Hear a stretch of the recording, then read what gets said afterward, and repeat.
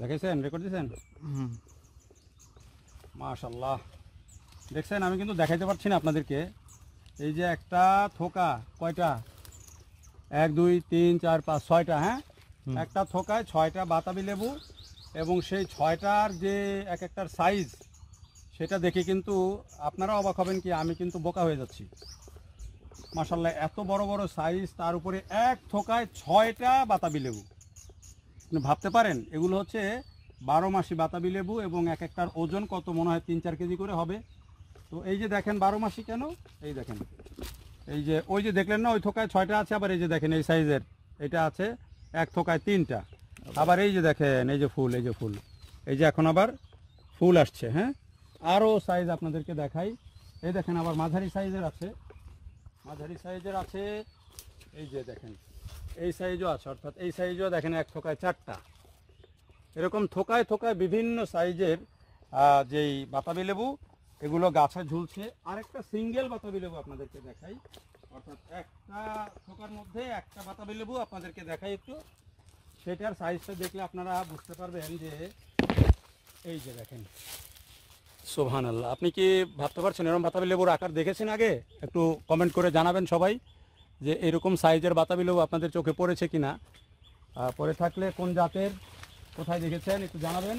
আর এই যে দেখেন এখানে 2টা, এগুলার উপরে আবার ডাই বাসা করেছে, কিন্তু এটার যত্ন দরকার ছিল আর একটু।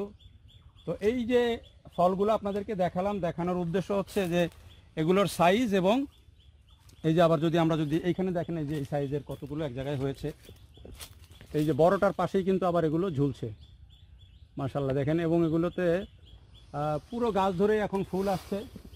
আমরা আরেকটা গাছ, ঠিক এই বাগানে আরেকটা গাছ একটু যাই, সেগুলো বস্তা দিয়ে 2টা ফল ঢেকে রাখা হয়েছে, বড় বস্তা দিয়ে। কী কারণে ঢেকে রাখা হয়েছে সেটা আপনাদেরকে জানাবো। পাশাপাশি এই যে 12 মাসি যেই জাম্বুরা, এই জাম্বুরার এটা খোলা যাবে নাকি সেলিম ভাই?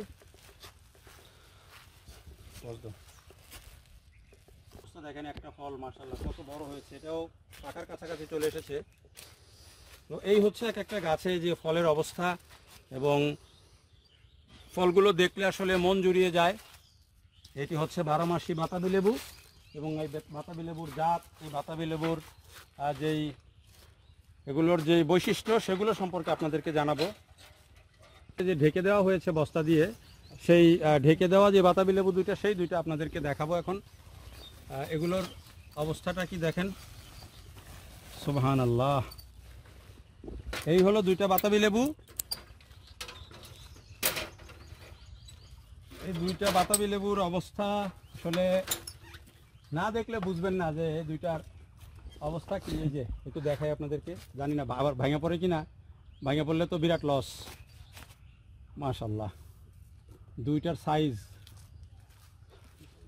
তো এই হলো বাতাবি লেবু এই বাগানে, এবং এটি 12 মাসে বাতাবি লেবু। সেলিম রেজা নাটোরের যিনি কৃষি উদ্যোক্তা, তার বাগানে আমরা এই বাতাবি লেবুগুলো দেখছি, এবং আমরা ওই লেবুর সাথে সামনে দাঁড়িয়ে একটু কথা বলবো যে এই বাতাবি লেবুগুলোর বৈশিষ্ট্য কি, এই বাতাবি লেবুগুলো কখন পাকে, দাম কেমন, তিনি কী ধরনের যত্ন করেন, এইসব বিষয় নিয়ে আমরা কথা বলবো।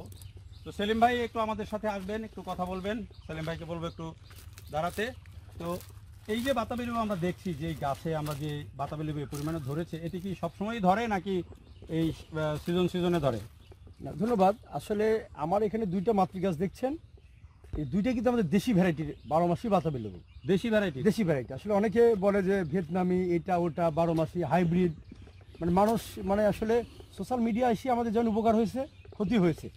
হ্যাঁ, এটা কিন্তু আমাদের দেশি ভ্যারাইটি। আমি অনেক কষ্টে কিন্তু বাংলাদেশের যেখানে ভালো ভালো জাত পাই আমি সেখানে যাই, ফিজিক্যালি দেখি। এটা আমাদের নাটোর ডিস্ট্রিক্টের একটা ওয়ালে থেকে করেছি। আর 2টা ভ্যারাইটি করেছি আমি আমাদের গুরদাসপুর আর বড়াই গ্রামের 2টা জায়গায়, নওপাড়া থেকে। আচ্ছা, আমি যখন খোঁজ পেলাম যে এরকম ঘটনা, এরকম আরেকটা বিষয়, ক্যারেক্টারটা কি, ভিতরে যদি আপনি যখন গাছে ম্যাচুর হয়ে যাবে, ম্যাচুর হলে ওই বাতাবি লেবুটাকে আপনাকে পেরে বাসা রেখে দিতে হবে। আচ্ছা, 4-5 দিন রেখে দিলে পরিপূর্ণতা পেয়ে যাবে, এবং তারপরে কাটলে এর মধ্যে যে পিঙ্ক ভাব একদম লাল হয়ে যাবে। 3টা ভ্যারাইটি, 3টাই 12 মাসি, 3টা 3 রকম ক্যারেক্টার, কোনোটাই মুখে তুরতুর করবে না, এবং রুয়াগুলো এমনি উঠে আসবে। আচ্ছা, যেটা বলি আমরা যেমন যে কি বলে যেটাই খাই, যদি রস বের হয়ে যায়। কোয়াগুলো, হ্যাঁ হ্যাঁ, ওটা রস বের হয় না, এমনি আলতোভাবে চলে আসে মুড়ির মতো, এবং আপনি মানে মানে পরিতৃপ্তিভাবে খেতে পারবেন। এটার কি এই যত্ন কি লাগে, যত্ন কি এই আসলে গাছের? এগুলো তো আমাদের দেশি ভ্যারাইটি এবং বিলুপ্ত প্রজাতির ফল, এগুলো বিলুপ্ত, প্রায় এই বিলুপ্ত যে- হয়ে এই যে যাচ্ছে। আপনি বলছেন দেশি ভ্যারাইটি, কিন্তু দেশি ভ্যারাইটির এত বড় বড় জাম্বুরা আমাদের কৃষি বিভাগ কি এগুলো উদ্ভাবন করেছে নাকি না, কৃষকদের কৃষি মাধ্যমে? বিভাগ যেমন আমার যে কাঁঠালটা আপনি করে দেখেছেন এখানে, এই কাঁঠালটা আমি কিন্তু পরে এদের নাম শুনেছি বাড়ির 6 নাম দিয়েছে। ওদের কাঁঠালের গাছের বয়স মাত্র 3 বছর, আমার কাঁঠাল গাছের বয়স প্রায় 8 বছর। তাদের চাইতে আমি অনেক এগিয়ে আছি। তো আমার কাছে অনেকে সার নিয়ে যায়, আমি জানি না কে কোথায় কীভাবে কী করেছে। আর আমিও চাই সরকারিভাবে, সরকার সহযোগিতা করছে, সরকার এসে আমার কাছে সার নিয়ে যাক। মানে এত বড় বড় জাম্বুরা আমাদের কৃষি বিভাগেরও জাম্বুরা আছে, উদ্ভাবিত এই বাতাবি লেবু আছে, কিন্তু এই ধরনের সাইজ চোখে খুব কম পড়ে। আর এই যে এটার আপনার কাছ থেকে যদি কেউ চারা নিতে চায় কিভাবে যোগাযোগ করবে এটা? আমার কাছে চারা পরিমাণ খুবই কম রয়েছে, যদি বাতাবি লেবুর চারা করা খুবই সহজ। আমি করেছি সারা দেশে, অনেক দিয়েওছি, এবং অনেকে মাথা কেটে সার নিয়ে গিয়েছে, কারণ এটা কলম করাটা খুবই সহজ পদ্ধতি। এবং আমি চাই এই সমস্ত বিলুপ্ত ফল যেগুলো দেশ থেকে একদম শেষ হয়ে যাচ্ছে, বাতাবি তো অনেক পুষ্টিমান সমৃদ্ধ অনেক এবং পুষ্টি উচ্চ সমৃদ্ধ, পরিমাণে। এবং ধরেন বাতাবি লেবুর অনেক ডিমান্ড এখন। এই যে আমরা যে ফলগুলো দেখলাম, এগুলো আপনি যে বড় সাইজের যে একটা ফল দেখলাম, এগুলো কিরকম দামে বিক্রি করেন আপনি? এগুলোর দাম ধরেন 300 টাকা পিস। 300 টাকা পিস একটার দাম? হ্যাঁ, এখানে এই সময় তো আপনি ঢাকার বাজারে ধরেন সিজনেই একটা বাতাবি লেবু 100 টাকা পিস, সিজনের কথা বলছি। মৌসুমে তো অনেক ডিমান্ড। আর আমার যখন সোশ্যাল মিডিয়াতে আপনারা দিয়ে দিবেন, তখন তো আমাকে খাবো করে ধরবে, খাবো করে ভাই আমাকে একটা হলেও দেন।